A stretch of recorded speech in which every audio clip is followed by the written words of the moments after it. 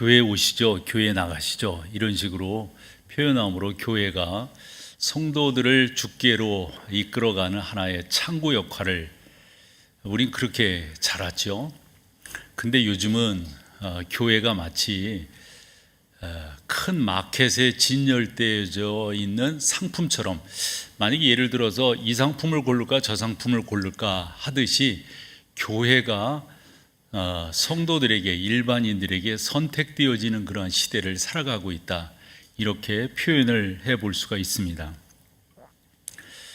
여러분들은 그런 관점에서 목동에도 보면 여러 교회들이 있지만은 여러분들의 나름대로의 선택에 의해서 이 교회에 등록해서 신앙생활을 하고 계십니다.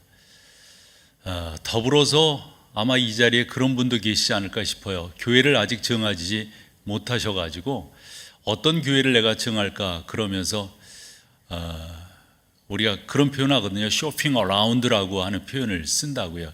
이 교회도 가보고 저 교회도 가보고, 그래서 마음에 드는 교회들을 선택하려고 하는 분이 계시지 않겠나 하는 생각도 가져봅니다. 여러분들은 선택을 하셨고 어느 분은 선택을 하려고 하고 계세요. 말인즉슨 교회가 여러분들의 선택되어지는, 마치 진열대 상품처럼 그렇게 취급되어지는 시대에 살아가고 있는데, 포스터 하나를 보여드리고 있는데요, 교회를 쇼핑하는 시대다 이런 표현들을 종종 요즘에 씁니다. 그 다음 사진도 보면은 이 교회를 쇼핑하는데, 교회를 선택하는데 어떤 교회를 선택할 것인가, 요즘에 중요한 화두입니다. 코로나19가 어느 정도 정리가 되면서 많은 분들이 이제 교회에 대한 여러 흔히 말하는 정보들이 이제 노출이 되었다 보여지죠. 그래서 영상 예배가 한때는 좀 이렇게 보편화 되어지면서 우리가 채널 마음에 안 들면 이렇게 돌리잖아요. 이렇게 돌리듯이 이 교회 갔다가 마음에 안 들면 이 교회로 가고 이 교회로 가고 그런 모습들이 지금 신앙생활하는 분들 가운데 나타나고 있다 하는 그러한 이야기도 듣습니다. 일반적으로 우리가 동가식 서가숙한다라는 말이 있는데요, 밥은 이 집에서 먹고 잠자리는 저 집에서 하겠다, 이런 식의 신앙생활도 아마 그런 모습들이 있지 않는가 전 들었어요. 그래서 그 교회에 친분 관계가 있기 때문에 떠나지는 못하지만 말씀을 사모해서 또 다른 그러한 교회적 문화를 접하고 싶어가지고 좀 옮기고 싶어하는 그런 성도들이 계시다, 이런 이야기도 듣곤 합니다. 그래서 오늘 저는 먼저는 이 교회를 등록하신 여러분들은 목동제일교회 어떤 면을 보고 등록하셨는가 라는 질문을 던지며, 또한 같은 내용으로 말씀을 나눌 때 교회를 선정하려고 하는 분들은 어떤 관점으로 교회를 선정할 것인가, 이러한 주제로 오늘 말씀을 나눠보려고 하는데, 주님이 찾으시는 교회는 바로 그 진정성에 있다 라는 주제로 오늘 말씀을 나눠보려고 그럽니다. 이제 목회자들에게 중요한 자료를 제공하는 그러한 기관들이 우리나라에도 많이 생겼습니다. 그 전에는 미국 쪽 자료들을 많이 봤는데, 바나 연구소라고 하는, 바나 리서치 그룹이라고 하는 그런 그룹에서 제공하는 그러한 자료들을 많이 봤어요. 그 자료들이 제공될 때 그 교회가 그 자료를 제공하는 이 바나 리서치 그룹이 나름대로 갖고 있는 모토가 중요합니다. 이런 내용입니다. 기독교 지도자들에게 정확하고 믿을 만한 최신 정보를 제공하여 그들이 더 나은 사역을 할 수 있도록 돕는데 그 연구소의 목적이 있다 하는 거고요. 이 연구소는 성도들에게 적은 비용으로 정확한 자료를 제공하려고 하는데 최선을 다하고 있다, 이런 말이에요. 그 회장인 조지 바나는 이 LA에 있는 바이올라 대학에서 교편을 잡았던 그러한 교수이기도 한데요, 많은 자료들을 통해 가지고 우리 가운데 좋은 정보들을 제공해 주고 있어요. 자료들을 이렇게 찾다가 저한테 관심 있는 두 자료를 보게 되었는데, 하나는 작년에 우리 총회도 그랬거든요. 목회자들이 이중직이 가능한가 하는 거예요. 예를 들어서 총신에서 총장을 한다거나 교수를 한다거나 이러면은 교회를 담임할 수가 없습니다. 이중직에 들기 때문에 다른 어떤 일들을 하면서 교회를 담임할 수가 없어요. 그게 일반적인 이제까지의 정서였습니다. 한데 미자립교회들, 미래자립교회들이 많이 생기면서 그 교회로 운영할 수도 없고 본인 삶도 어려우니까 이중직을 가져야 되겠다. 이것이 가능하냐라는 주제로 작년 총회에도 많은 의견들이 분분했었는데요. 이 조지바나 연구소에서 제공한 그 자료를 봤더니 이중직이 가능하다, 가능치 않다라고 하는 게 나이별로 이렇게 연령이 있는 분들과 그렇지 않은 분들에 의해서 차이가 되고 있는 것을 볼 수가 있습니다. 그래서 이중직이 가능하다라고 하는 그 의견이 미국서도 보면 저렇게 더 많이 이렇게 나오고 있는 것을 보게 되고요. 그 다음에 이중직이 가능하다라고 하는 것이 젊은 세대일수록 그 포지션이 높아지고 있는 것을 이렇게 볼 수가 있어서 아마 우리나라도 특별히 우리 총회도 아마 빠른 시일 내에 저렇게 결정되지 않겠는가 하는 생각을 가져봅니다. 사실 결정이 되지 않더라도 그렇게 이중직을 갖고 있는 분들이 꽤 많이 있으니까요. 또 하나의 자료는 이런 거예요. 많은 분들이 교회를 떠나는데 그 교회를 떠나는 수치가 어느 정도 되는가. 이제 우리나라는 그런 부분들이 좀 약한데 미국 쪽에서 나온 자료를 봤더니 그 조지 바나 연구소에서 나온 자료인데요. 저렇게 해가 갈수록 그러니까 가난한 성도들이 많아지는 거예요. 그러니까 코로나19를 접하면서 많은 분들이 영상으로 예배를 드리는데 그 영상으로 예배 드리는 게 소속보다는 자기가 선호하는 취향에 따라서 이렇게 교회를 가게 되고 선택을 하게 된다 하는 그런 내용입니다. 중요한 것은 어떤 의미로, 어떤 내용으로, 또 어떤 관점으로 교회를 선정하고 교회를 선택할 것이냐. 조지 바나 연구소에서 내놓은 또 하나의 자료는 한 20개 정도의 항목을 정해가지고 당신은 어떤 의미에서 그 교회를 또 어떤 그 조건으로 교회를 선정하려고 합니까? 했을 때 상위에 랭크된 3개의 자료를 보면은 첫 번째로는 그 교회가 가지고 있는 신학적 토대예요. 그 교회는 어떤 신학적 토대를 가지고 있는가? 미국에서는 사실 어찌 보면은 다는 아니지만 많은 교회들이 그렇게 흘러가고 있어요. 뭐냐면 다원신론적인 거, 이것도 중요하고 저것도 중요하다. 우리가 흔히 말하는 범신론이라는 표현 쓰잖아요. 그 다음에 종교 다원이라고 하는 표현을 쓰잖아요. 그래서 신앙생활을 잘하려고 하는 사람들은 이런 부분들을 좀 더 철저하게 보려고 한다 하는 거죠. 그 교회의 신학적 색깔은 어떠한가? 두 번째로 그 교회의 분위기를 보려고 한다는 거예요. 그 분위기는 뭐 여러 가지로 찾아볼 수가 있겠고 조금 이따가 그런 얘기를 좀 더 해보려고 합니다. 세 번째가 그 교회의 목사의 설교입니다.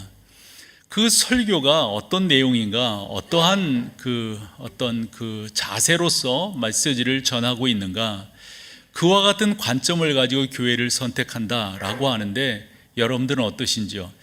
그래서 저는 미국 쪽 통계를 이렇게 보면서 저 우리나라랑 조금 다를 텐데 라고 생각하고 자료들을 찾아봤더니 아니나 달라요.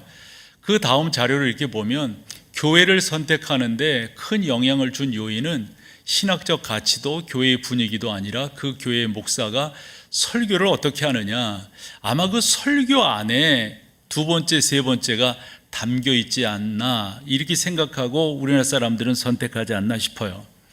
중요한 것은 여러분들이 다니시고 계시는 그 교회는 어떤 교회인가, 어떤 의미에서 여러분들은 그 교회를 선택하셨는가, 여기에 대한 여러분들 나름대로의 답이 있으셔야 되겠죠.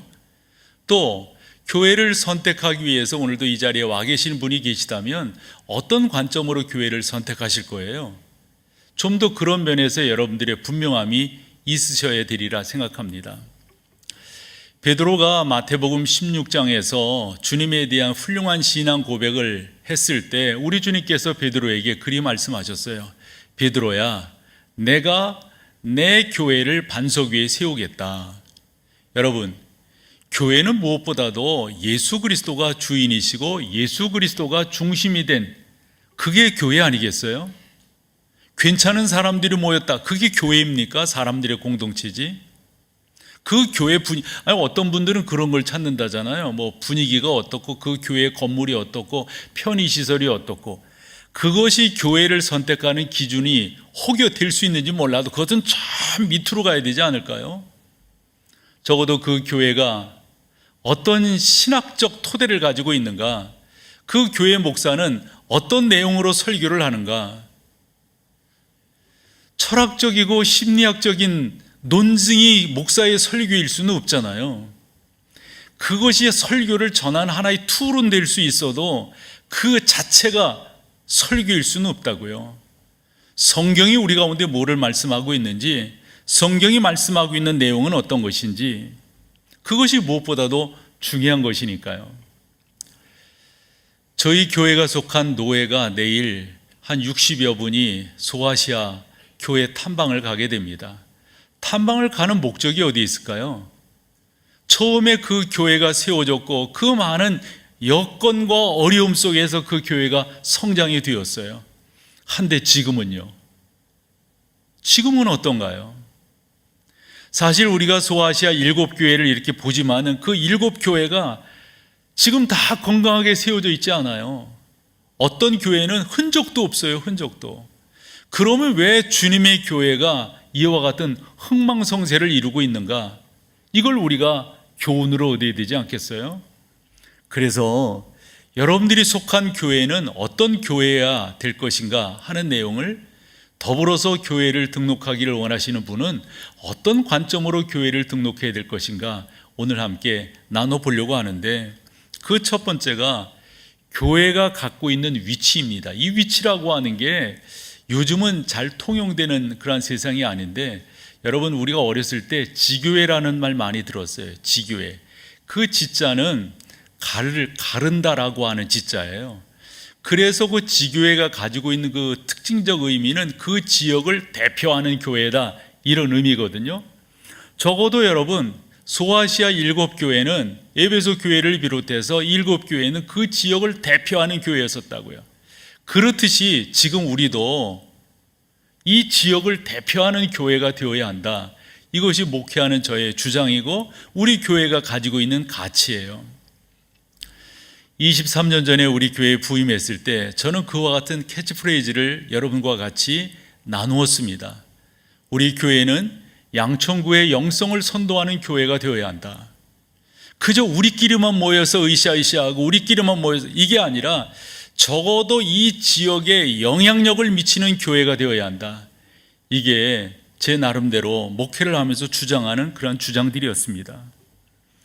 오늘 10절에 보면 주의 날에 내가 성령에 감동되어, 여러분 요한이 성령에 감동이 되어서 하나님의 놀라운 은혜를 경험하는데 왜 성령에 감동되었는가? 11절에 봤더니 7교회에 우리 주님이 주시는 메시지, 그것은 이제 2장에서 3장에 나오는 7교회를 향한 메시지인데 그것을 전하라는 명령을 하시기 위해서 요한을 성령으로 감동시켰다 하는 겁니다. 지도 2개를 보게 될 터인데요, 소아시아 교회입니다. 조금 더 큰 지도로 보면 터키 남서부 쪽에 저렇게 소아시아 7교회가 모여져 있습니다.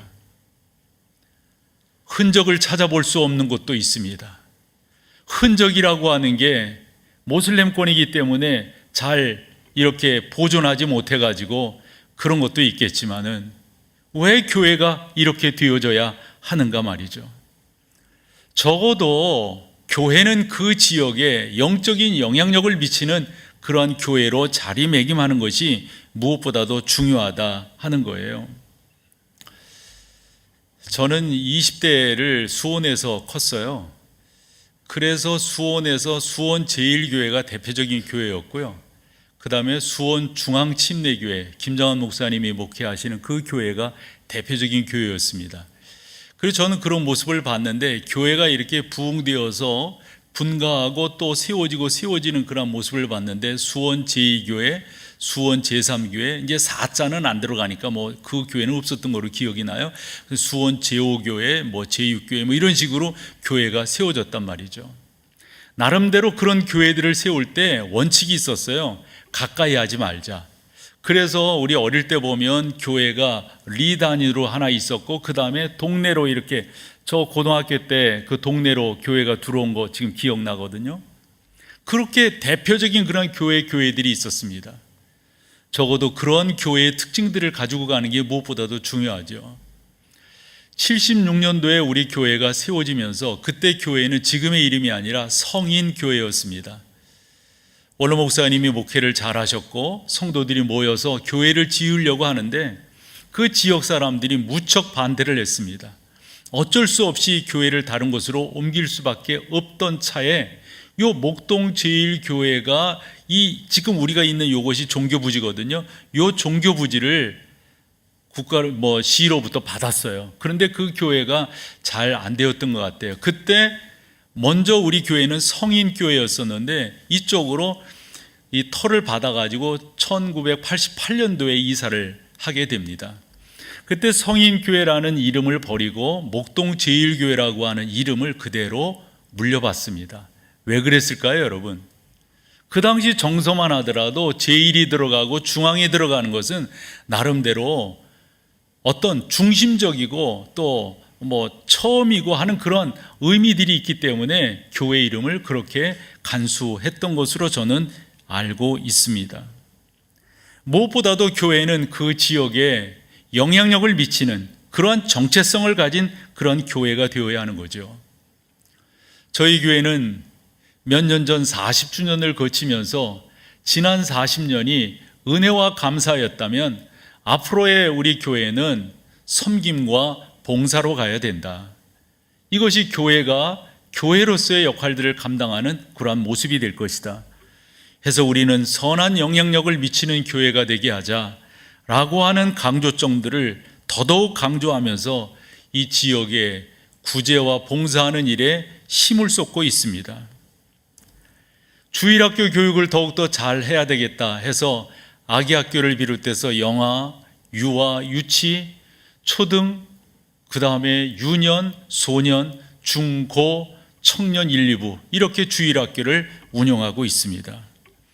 다른 무엇보다도 다음 세대를 키우지 않는 교회는 진정한 교회로서의 역할을 감당하지 않는다라고 하는 차원에서 혹여 여러분들이 아시는지 모르겠지만 우리 교회 주일학교는 그 어디보다도 잘 운영되고 있다라고 자부심을 갖고 있습니다. 선교도 마찬가지입니다. 해외 선교도 중요하지만 요즘 젊은이 선교가 안 된다 이런 표현들을 많이 하잖아요. 캠퍼스 선교 안 된다. 그렇게 고민하던 중 발굴된 곳이 군 선교입니다.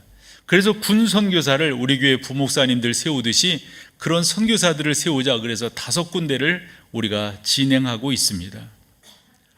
봉사하는 교회가 되자 해서 나누는 교회가 되자 해서 2년 전부터 미래자립교회 20곳을 선정을 해가지고 그 교회를 의미 있게 지원하고 있습니다. 상주지역이라고 하는 경상북도에 있는 한 지역을 돕고 있고 그 교회 주일학교를 우리가 여름철에 가서 봉사하고 이제 2월 셋째 주일에 하는 중고등부 수련회 그 학생들을 초청을 해서 수련회를 같이 합니다. 섬기는 교회, 헌신하는 교회, 봉사하는 교회가 되기 위해서 그렇습니다. 그렇게 하는 데는 교회가 그 지역의 지교회로서의 역할을 감당하는 교회다 하는 것이죠. 그것만이 아니라 지교회는 문화적인 책임도 지어야 된다 이 생각입니다.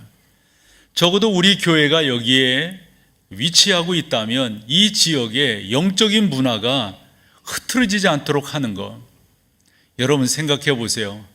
서울 장안에 교회가 얼마나 많습니까?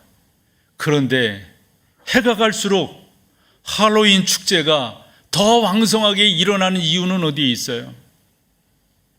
교회가 그렇게 많은데도 6월 달이면 퀴어 축제가 그렇게 일어나는 데는 어디 있습니까? 이런 부분들에 대해서 교회는 문화적으로도 책임을 져야 된다라고 말씀을 드리게 됩니다. 사실 초대교회가 세워져 있는 그 시대는 문화적으로 영적으로 아주 혼돈스러운 그런 때였습니다. 예수 그리스도가 구주라고 했더니 그것에 대해서 반대하고 왜 너희만이 구주냐, 너희만이 옳다고 하냐 이러면서 굽히지 않는 성도들을 핍박하는 그러한 모습들이 많이 생기게 되었습니다. 저는 그런 차원에서 목동제일교회는 영적인 문화를 책임지는 그런 교회가 되어야 한다. 그 가운데 우리가 발등에 불처럼 떨어져 있는 것이 있어요. 요즘은 그 법이 평등법이라고 바뀌었다고 들었습니다. 철저하게 우리가 반대해야 합니다. 철저하게 그것은 반기독교적이고 반윤리적이라고 하는 사실을 우리가 선포해야 됩니다. 그런 교회의 지향점을 갖고 나아가는 것, 이게 무엇보다도 중요합니다. 예를 하나 들어보면 빌리 그레함 목사님 작년에 돌아가셨는데 그분이 우리나라에 74년도에 오셔서 엑스폴로 74, 그래서 귀한 집회를 여의도 광장에서 하셨어요. 그 집회를 기념하기 위해서 올해가 50주년 되는 해인데 6월 3일 날 상암동에 있는 월드컵 경기장에서 그 집회를 갖기 위해서 지금 준비하고 조직이 구성되어져 있습니다. 그 빌리 그레함 목사님은 생전에 참 귀한 일들을 많이 하셨는데 그래서 아마 대통령도 의회도 상을 줬는데 의회에서 주는 상이 나름대로 의미가 있더라고요. 명예의 금메달이라고 하는 그 상을 시상하시는데 그 시상하실 때 이분이 한 말씀이 교회가 어떻게 문화적으로 책임을 지어야 할 것인가, 이 말씀에 빗대어 이해가 되기에 설명을 해보면 그 상을 받으면서 이렇게 연설을 했습니다. 우리는 자유와 허용을 착각했습니다. 여러분, 자유는 뭐고 허용은 뭡니까? 비슷한 말 같잖아요. 자유라고 하는 미명 아래 이것도 받아들였고 이것도 괜찮다 저것도 괜찮다 그랬다는 거죠. 그래서 그분이 하신 말씀이 우리는 그 후로 끔찍한 대가를 지불하고 있습니다. 끔찍한 대가가 뭘까요? 청교도 바탕 위에 세워졌다고 하는 이 미국의 사회가 지금 어떤 모습이 되고 있나요? 예를 들겠습니다만은 이건 아니잖아요. 이건 아니잖아요.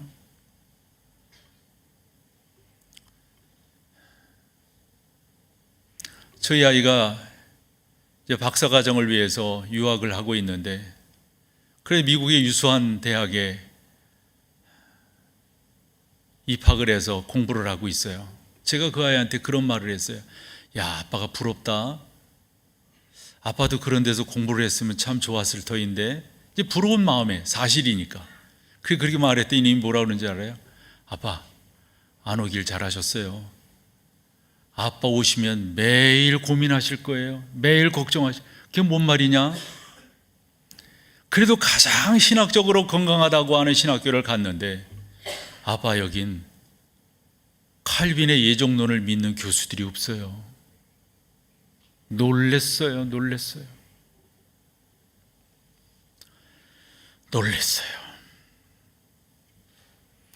잘 판단해라. 예수의 복음이 없이 하나님의 주권이 강조되지 않는 신학이 무슨 의미가 있단 말이냐? 예수 그리스도가 나의 구주이시고 주인이시라고 하는 분명한 고백을 하지 않는 신앙이 그게 무슨 기독교가 될 수 있단 말이냐? 사랑하는 여러분, 빌리 그레함의 한 말을 우리가 허투루 들어서는 안 됩니다. 자유라고 하는 것, 그래서 허용이라고 하는 것을 착각했다는 거예요. 이것도 받아들이고 저것도 받아들이고, 그래서 교회가 신학이 그렇게 되었다는 거죠. 2016년 6월 18일 미국 포틀랜드시에서 PCUSA, 그 미국 장로교회를 이렇게 약칭으로 말합니다. 제222회 총회가 열렸어요. 근데 그 총회 전에 미국 올랜드에서 그 찰스턴 교회인데 거기에서 총기 테러 사건이 일어났습니다. 그러니까 그 총회로 모였으니까 이 총기 테러 사건에 대해서 적어도 우리 미국 장로교회인 우리가 PCUSA가 나름대로 의사 표현을 해야 되지 않느냐 이러면서 희생자 추모를 위한 기도회를 하는데 그 기도회의 연사로 3명이 나오게 됩니다. 사진을 보시면 저렇게 3명입니다. 그런데 제가 보기엔 오른쪽에 있는 사람인데요, 저 남자분이요, 저렇게 이제 기도하는 거예요. 근데 저 사람이 누군가, 저분이 바로 포틀랜드 무슬림 커뮤니티를 대표하는 와지디 사이드라고 하는 무슬림 성직자예요. 생각해 보세요. 장로교 총회를 하는데 위로하고 화해하는 기도회를 하는데 무슬림 저 사역자가 와서 뭔 기도를 해요. 뭔 기도를 해요. 그 양반이 어떻게 기도했는가? 뒷말만 보면은 알라시니요, 제가 하는 건 아니에요. 우리와 우리 가정들과 우리 주에게 복을 내려 주옵소서.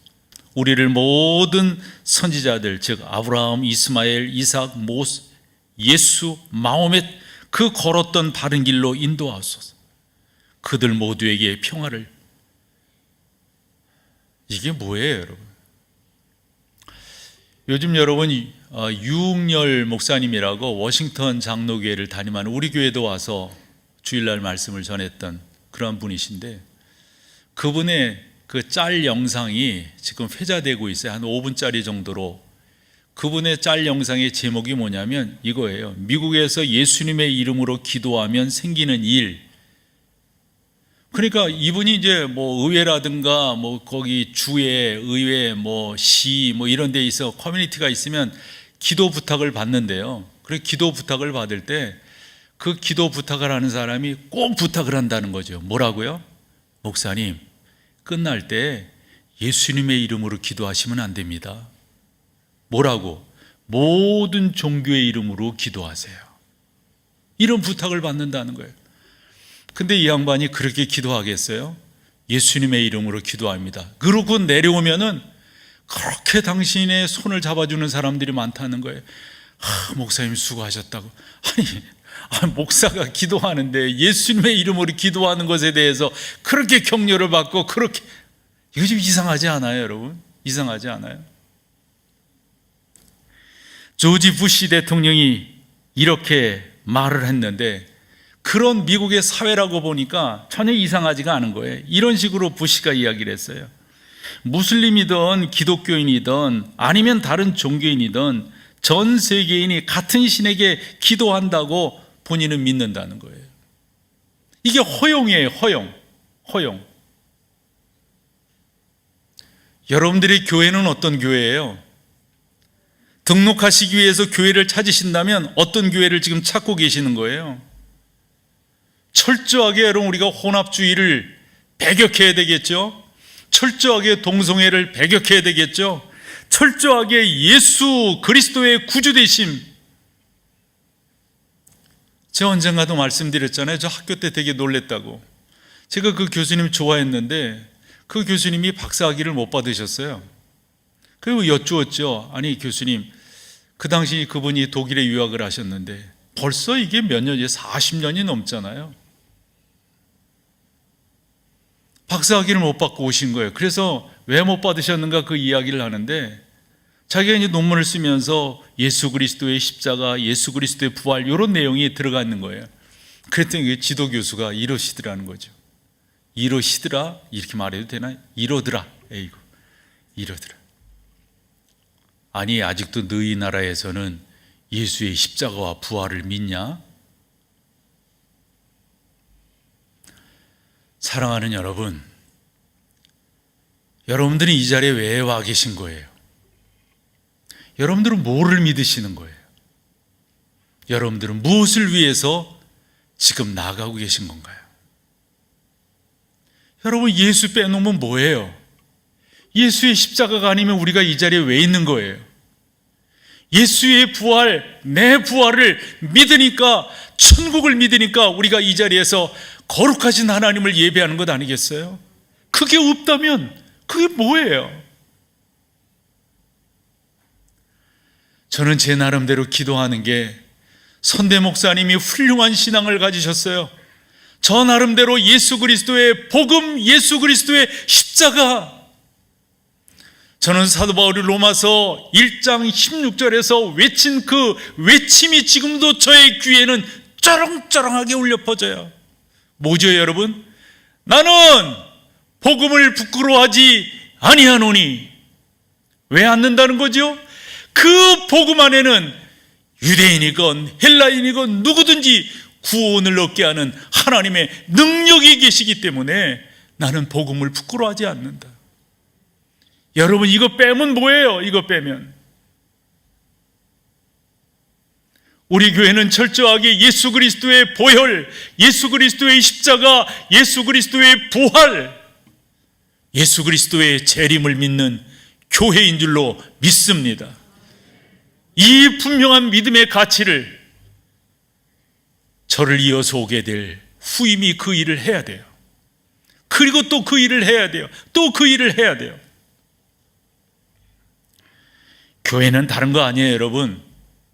교회의 목적을 분명히 하는 게 교회가 교회로서 존재하는 거예요. 그것을 오늘 우리가 읽은 성경 12절과 20절에서 무엇을 이야기하냐면 촛대라는 표현을 썼어요. 저 촛대라고 하는 표현은 사실 번역상 좀 우리가 이제 받아들이기는 좀 그런데 뭐 이상이 없는데 좀 번역상 좀 어색한 번역이에요. 왜냐하면 1세기 때 초가 없었어요. 초가. 그래서 촛대라고 말하면 안 되고 등대라고 말하는 게 옳아요. 저 초를 꽂을 생긴 조개는 사실 올리브유라든가 이런 기름을 붓고 거기다 심지를 놔서 불을 밝히는 거예요. 그런데 저게 어디서 쓰였냐면 성전 안에서 저게 쓰였어요. 어둡잖아요. 캄캄하잖아요. 저기 불을 비치지 않으면 어디로 가야 될지 몰라요. 교회는 바로 이 세상에 등불이 되어야 하는 거죠. 교회는 바로 구원이 뭔지, 천국이 뭔지, 예수가 어떤 분인지를 증거하는 그러한 교회가 되어야 하는 거죠. 베드로는 베드로전서 2장 12절에서 이렇게 말을 했습니다. 같이 읽어보죠. 너희가 이방인 중에서 행실을 선하게 가져 너희를 악행한다고 비방하는 자들로 하여금 너희 선한 일을 보고 오시는 날에 하나님께 영광을 돌리게 하려 함이라. 여러분, 오시는 날은 무슨 날이에요? 예수 그리스도의 재림입니다. 이 재림의 날에 하나님의 영광의 복음을 증거하는, 영광을 선포하는 우리 목동제일교회는 그런 교회가 될 줄로 믿습니다. 바울이 빌립보 교회에 이런 말을 했어요. 빌립보서 2장 15, 16절입니다. 이것도 같이 읽어보세요. 이는 너희가 흠이 없고 순전하여 어그러지고 거스르는 세대 가운데서 하나님의 흠없는 자녀로 세상에서 그들 가운데 뭐예요? 여러분들이 그 등대가 되셔야 되는 거예요. 등대가. 16절도 보여주세요. 같이 읽어보시죠. 생명의 말씀을 밝혀 나의 다름질이 헛되지 아니하고 수고도 헛되지 아니하므로 그리스도의 날에, 이거 재림을 말하는 거예요. 내가 자랑할 것이 있게. 누가? 여러분들로 말미암아. 여러분들로 말미암아. 등잔 사진 하나 보여줄래요? 저 어렸을 때 저런 문화에서 컸거든요. 제가 고등학교 1학년 때 전기가 들어왔으니까 어느 정도 시골에서 컸는지 아실 거예요. 저 등잔 기름이 떨어지면 그 석유 조 안에다 채워야 됩니다. 그런데 저 등잔은 심지를 이렇게 돋궈줘야 돼요. 저게 까맣게 타니까, 딱딱해지니까. 그래서 성냥골 같은 걸로 저 심지를 이렇게 세워줘야만 불을 지피면은 그 불이 잘 올라와서 주변을 밝혀준단 말이에요. 좀 괜찮은 집은 남포라고 하는 걸 썼어요. 남포라고 하는 것은 영어 램프의 우리말 표현이죠. 남포입니다. 방언으로는 호야라고 하는 말을 해요. 호야. 그리고 저 어릴 때 호야, 뭐 호야를 닦아와라, 저 유리를 호야라고 이렇게 표현하는 게 다 방언인 거죠. 괜찮은 집은. 그런데 저것도 끓음이 나면은 저 유리가 흐려져 가지고 빛이 나가지 않아요. 그래서 어릴 때 보면 저 물에다 닦고 뭐 종이로 이렇게 닦고 했던 그런 기억이 납니다. 여러분, 여러분들의 예배는 저는 그렇게 생각해요. 심지를 돋구는 거예요. 심지를. 기름을 채우는 거예요. 여러분들의 예배는 저 유리, 저 램프에, 저 남포에 끄름이 끼었으면 그거 닦아내는 게 예배예요. 그래서 하나님의 놀라운 은혜를 받아서 그 하나님을 놀랍게 찬양하며 나가는 것. 마지막에 교회는 그럼 무엇이 되는가? 여러분, 교회는 다른 거 아니에요. 예수 그리스도를 증거하고 예수 그리스도를 선포하는. 오늘 본문 13절을 같이 읽어보겠습니다. 13절입니다. 촛대 사이에 인자 같은 이가 발에 끌린 옷을 입고 가슴에 금띠를 띠고, 이제 그 다음도 표현을 하는데, 이게 그 당시 요한은 생각하기를 제사장의 복장을 생각했던 것 같아요. 그런데 중요한 것은 그 복장을 한 그분이 누구라고요? 인자 같은 이라고 그랬어요. 인자 같은 이 뭐예요? 예수님이에요. 예수 그리스도가 교회예요.